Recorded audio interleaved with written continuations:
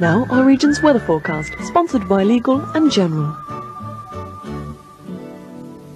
A very good evening to you. Well, I'm actually running out of ways of saying that the weather isn't changing at all, and from that you've probably gathered that that high pressure is still very much in charge of the weather, and in fact you may be having problems with your television reception because of that particular high pressure. Hopefully that will improve as the weather improves, but no immediate improvement at all. But we'll start by having a look at the afternoon satellite picture, and once again it's a cloudy story over much of the country. We can see some breaks over the south there. That's encouraging news, but probably not before Thursday.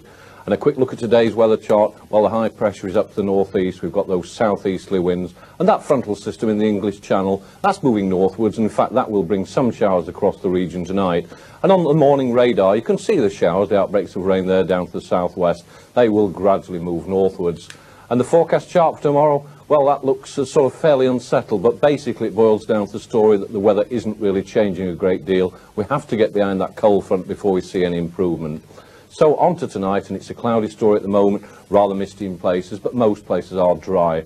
However, I think we're going to find some showers moving into the southwest of the region around the midnight time, and later on in the night they will extend northwards, but they are going to be mostly in the west of the region. And on the high ground, that cloud lowering, so some very poor visibilities. Temperatures, well, not a cold night, 7 Celsius or 45 degrees Fahrenheit. Tomorrow morning the sun rises at 8 minutes past 7 and sets tomorrow evening at 4:30.